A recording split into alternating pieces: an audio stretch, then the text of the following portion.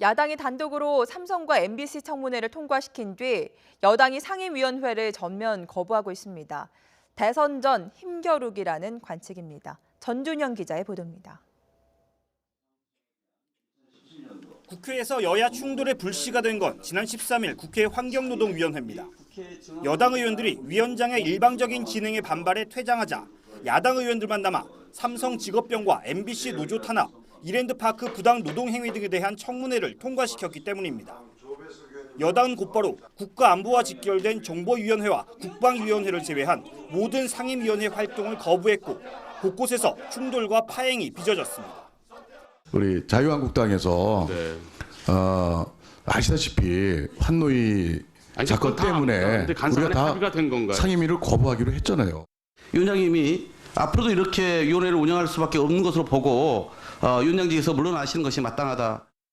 정국이 얼어붙으면서 선거 연령 조정이나 특검 수사 기한 연장을 위한 법 개정 등 각종 쟁점 법안도 2월 임시국회 처리가 불투명해졌습니다. 국민이 자유당에게 개혁 입법 처리로 반성할 것을 명령했음에도 불구하고 대안은커녕 직무유기부터 선택하는 모습은 매우 유감스럽습니다. 말로만 안보, 말로만 민생을 외칠 것이 아니라 국회 정상화를 통해 이것은 더불어민주당이 아니라 더불어 날치기당이다 라는 말씀을 분명히 드립니다. 벌써 환노위에서만 2차례의 날치기가 있었습니다. 왜 환노위에서만 유독 이런 일이 발생하는지.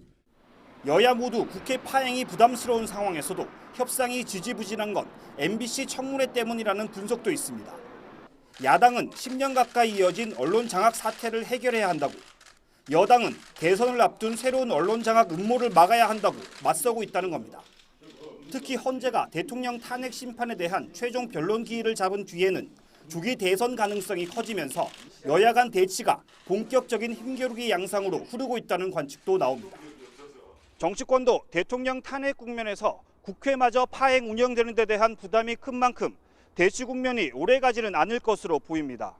하지만 타협과 합의가 실종된 채 파행이 거듭되는 국회를 향해 각성하라는 비판의 목소리는 더욱 커질 것으로 보입니다. YTN 전준영입니다.